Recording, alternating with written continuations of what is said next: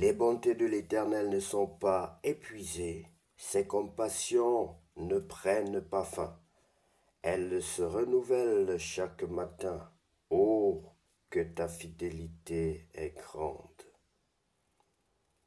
Les bontés de l'Éternel ne sont pas épuisées, ses compassions ne prennent pas fin. Elles se renouvellent chaque matin.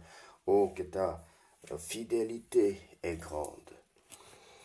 Lamentation chapitre 3, verset 22 à 23. Bonjour bien-aimés, que Dieu vous bénisse. C'est l'heure de la prière et de la repentance. En ce samedi matin 14 juin 2025, prions ensemble.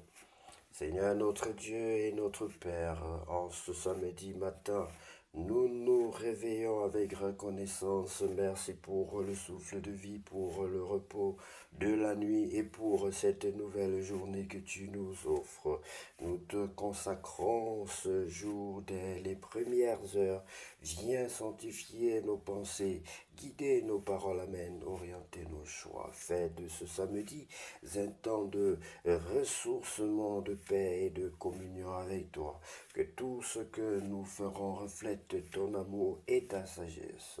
Seigneur, purifie nos cœurs, renouvelle notre foi et accorde-nous ton regard bienveillant tout au long de cette journée. Fais de nous des instruments de paix, de joie et de lumière dans notre entourage. Il est écrit dans ta parole que les bontés de l'Éternel ne sont pas épuisées. Ses compassions ne prennent pas fin. Elles se renouvellent chaque matin. Oh, que ta fidélité est grande. Lamentation chapitre 3, verset 22 à 23. Oui, Seigneur, nous croyons que ce matin particulièrement, tes bontés vont nous accompagner, Seigneur. Ta fidélité est grande et sera grande durant toute cette journée envers nous. Aujourd'hui encore, Seigneur, nous plaçons notre confiance en toi. Sois notre guide, notre force et notre paix. Bon samedi à tous, bien-aimés, dans la grâce et la douceur de notre Dieu, alors que nous allons continuer ces moments de paix, de joie, d'abondance, d'allégresse dans la présence du Seigneur. Je vous invite, bien-aimés, surtout ceux qui n'ont pas encore reçu le Seigneur Jésus-Christ, à se confesser.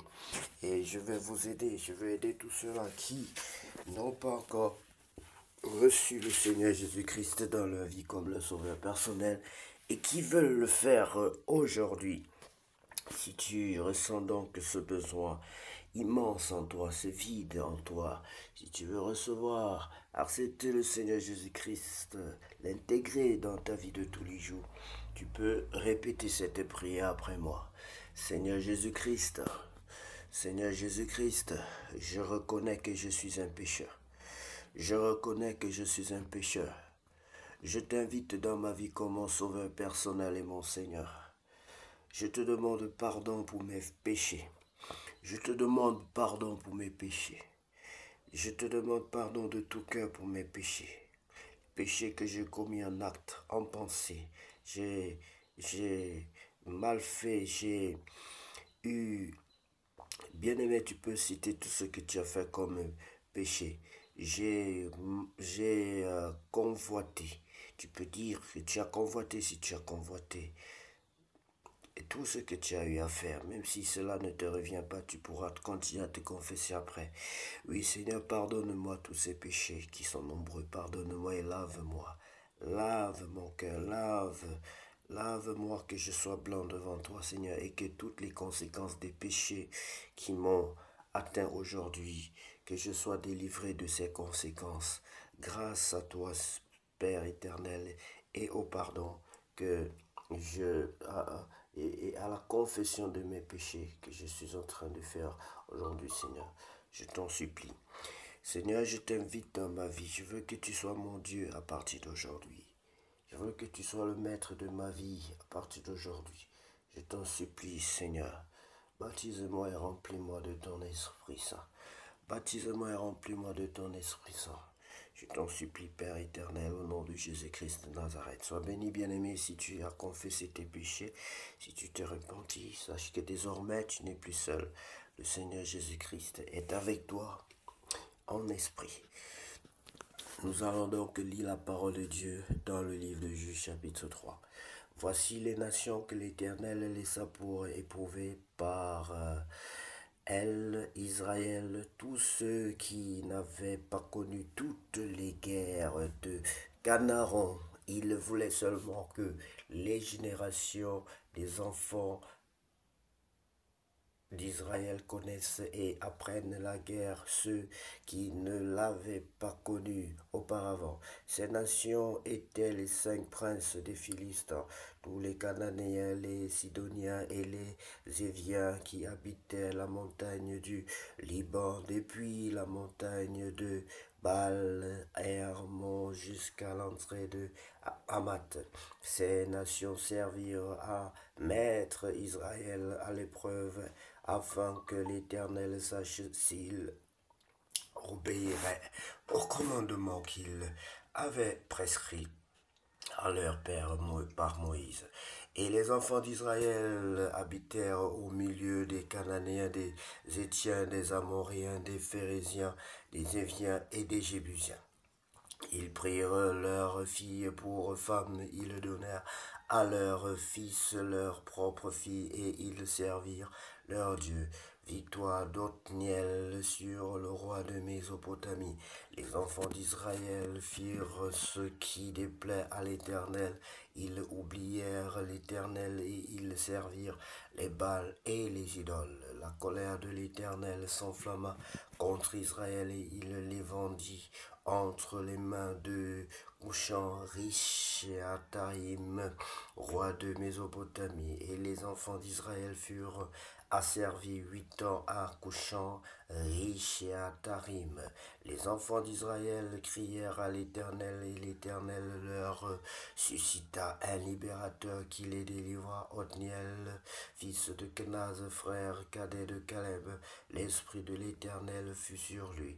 Il devint juge en Israël et il partit pour la guerre. L'Éternel livra entre ses mains Cushan-Rishathaïm, roi de Mésopotamie, et sa main fut puissante contre Cushan-Rishathaïm. Le pays fut en repos pendant 40 ans et Othniel, fils de Kenaz, mourut. Victoire d'Éhud sur Moab. Les enfants d'Israël firent encore ce qui déplaît à l'Éternel, et l'Éternel fortifia Églon, roi de Moab, contre Israël, parce qu'il avait fait ce qui déplaît à l'Éternel. Églon réunit à lui les fils d'Amon et les Amalécites, et il se mit en marche. Il bâtit Israël, et ils s'emparèrent de la ville des palmiers. Et les enfants d'Israël furent asservis 18 ans à Églon, roi de Moab. Les enfants d'Israël crièrent à l'Éternel, et l'Éternel leur suscita un libérateur, Éhud, fils de Guéra, benjamite, qui ne se servait pas de la main droite. Les enfants d'Israël envoyèrent par lui un présent à Églon, roi de Moab. Éhud se fit une épée à 2 tranchants, longue d'une coudée, et il la ceignit sous ses vêtements au côté droit. Il offrit le présent à Églon et à Églon, roi de Moab. Or, Églon était un homme très gras. Lorsqu'il fut achevé d'offrir le présent, il renvoya les gens qui l'avaient apporté. Il revint lui-même depuis les carrières près de Gilgal, et il dit au roi: j'ai quelque chose de secret à te dire. Le roi dit: silence. Et tous ceux qui étaient auprès de lui sortirent. Éhud l'aborda comme il était assis seul dans sa chambre d'été, et il dit: j'ai une parole de Dieu pour toi, Églon. Et Églon se leva et se leva de son siège. Alors Éhud avança la main gauche, il tira l'épée de son côté droit et la lui enfonça dans le ventre. La poignée même entra après la lame, et la graisse se referma autour de la lame, car il ne retira pas du ventre l'épée qui qui sortit par derrière. Éhude sortit par le portique, ferma sur lui les portes de la chambre haute et tira le verrou. Quand il fut sorti, les serviteurs du roi vinrent et regardèrent, et voici les portes de la chambre haute étaient fermées au verrou. Ils dirent, sans doute il se couvre les pieds dans la chambre d'été. Ils attendirent longtemps, et comme ils n'ouvraient pas les portes de la chambre haute, ils prirent la clé et ouvrirent, et voici leur maître était mort étendu par terre. Pendant qu'ils s'attardaient de la sorte, Éhude prit la fuite, dépassa les carrières et se sauva à Séira. Dès qu'il fut arrivé, il sonna de la trompette dans la montagne d'Éphraïm. Les enfants d'Israël descendirent avec lui de la montagne, et il se mit à leur tête. Il leur dit, suivez-moi, car l'Éternel a livré entre vos mains les Moabites, vos ennemis. Ils descendirent après lui, s'emparèrent dans des guédes du Jourdain vis-à-vis de Moab, et ne laissèrent passer personne. Ils bâtirent dans ce temps-là environ 10 000 hommes de Moab, tous robustes, tous vaillants, et pas un n'échappa. En ce jour, Moab fut humilié sous la main d'Israël, et le pays fut en repos pendant 80 ans. Victoire de Shamgar sur les Philistins. Après lui, il eut Shamgar, fils d'Anath. Il bâtit 600 hommes des Philistins après un aiguillon à bœuf, et lui aussi fut un libérateur d'Israël. Sois béni pour ta parole, Seigneur. Qu'à toi seul revienne la gloire, la puissance et l'honneur pour tous les siècles. Amen. Libère notre langue, donne-nous la force, le bon concept de la prédication, de la méditation, de la louange, de l'adoration, afin que nous soyons davantage passionnés par ces choses, Père éternel. Nous supplions au nom de Jésus-Christ de Nazareth, qu'à toi se revienne la gloire, la puissance et l'honneur pour tous les siècles. Amen. Bien-aimés, soyez bénis, que cette journée soit la plus belle de toutes les journées déjà passées sur cette terre. Au nom précieux de Jésus-Christ de Nazareth, nous avons ainsi prié. Amen. Car lui seul revient la gloire, la puissance et l'honneur.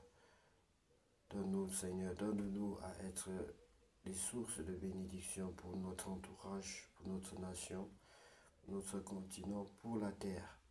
Tu as dit que nous sommes le sel de la terre. Donc une source de bénédiction pour la terre tout entière.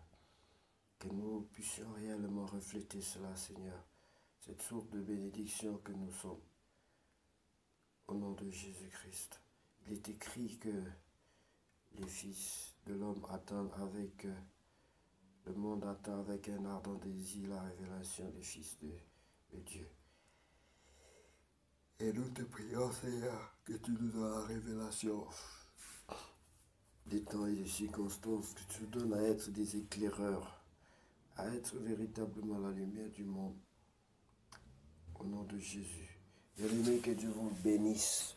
Que cette journée soit la plus belle de toutes les journées, la plus glorieuse de toutes les journées déjà passées sur cette terre. Sur le nom précieux de Jésus-Christ de Nazareth, que nous avons ainsi prié. Amen.